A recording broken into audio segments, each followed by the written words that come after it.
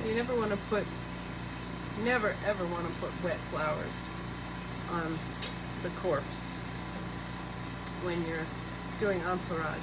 You always want to have the driest flowers you can, but sometimes that's not always available. They'll start blooming when it's raining or you've got a heavy dew and the scent is just perfect. You want them at that point, so you're going to pick them, and when they're freshest and when they're putting out as much scent as possible, you're going to pick them, but you're going to let them dry for a few moments, maybe an hour, 2 hours, even 3, half a day.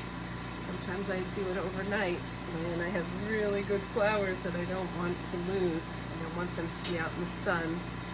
I'll take them in, I'll pick them, and then I'll lay them out on paper towel and turn the air conditioner on.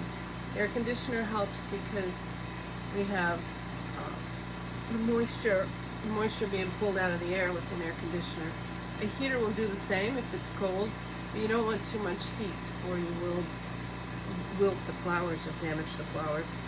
They'll age prematurely, and we want them to be fresh as long as possible, to be alive and fresh. So I picked some peonies and they are at their peak. I also have some Miss Kim lilac that is sensational right now. The smell is incredible. So I had to pick them even though it's been raining all day. I'm going to close this door and turn the AC on, and I'm going to take the moisture out of the air and just let these flowers rest on what I'll show you here is paper towel. And they're just strewn about on the paper towel and resting. I'm not going to blot them or damage them in any way. I'm just gently resting them on the paper towel. I will lose a few petals, but I'll save the flowers. If you leave them out in the rain too long and get several days of rain, you're really going to end up with nothing. So we've got to use what we have and make it the best possible. These are like roses. They smell so incredibly strong. I've got about 11 varieties of peony in my garden that I planted specifically for perfume, and they are all incredibly scented peonies. And then we have over 150 different varieties of lilacs. I prefer the heavily scented ones, of course, so Miss Kim is probably top of the list for that, even though it's difficult to work with because these are tiny little florets. I'll show you what to do with them when I'm doing enfleurage with them, placing the little inflorescence with several flowers. When you're working with these tiny little flowers, you can use part of the inflorescence, which is a group of flowers, the way they grow, and you can rest that right on top of the corpse when doing enfleurage. So you're not taking each tiny little bugle and placing it upside down on the corpse.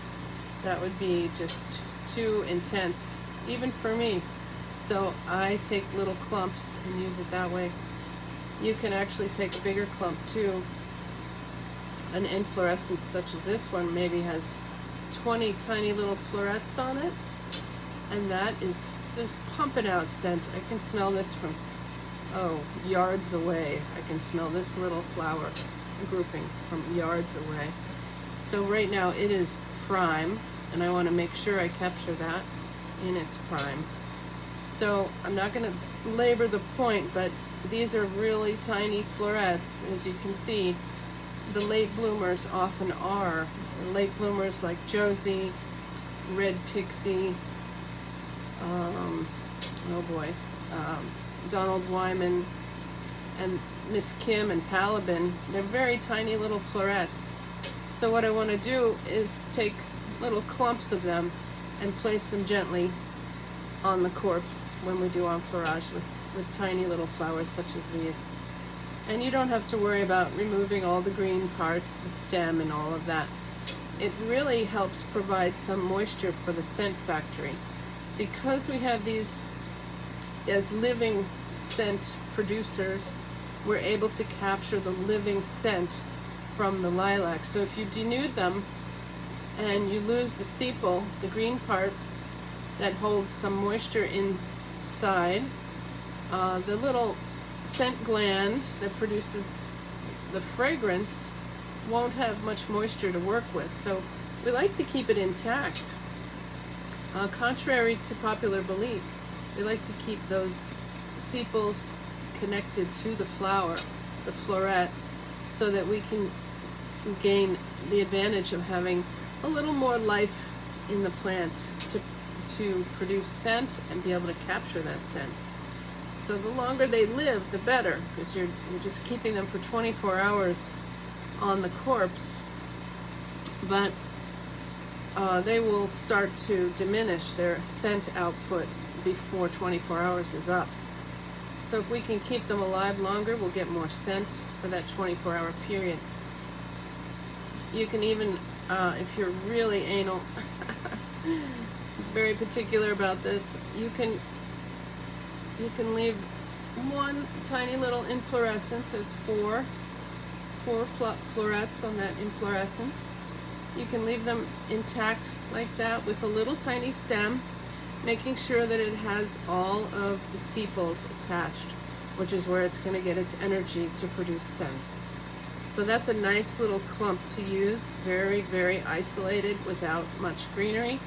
It might even stand up when you put it on, and it might even keep the green off of the corpse, which is what everyone's worried about. You know, you want to keep the green part off the corpse.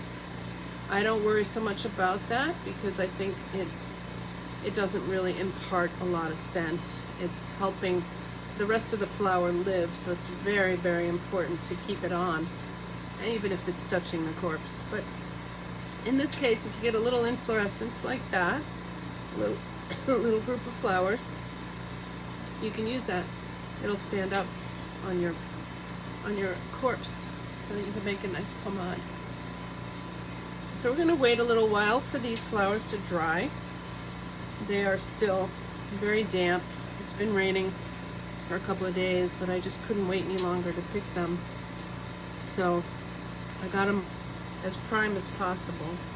I'm just going to let them sit, and we'll come back in a couple hours. I'm going to shut the door, put the AC on, and then this group of flowers will go onto the corpse in a couple of hours, and we'll come back. Thanks.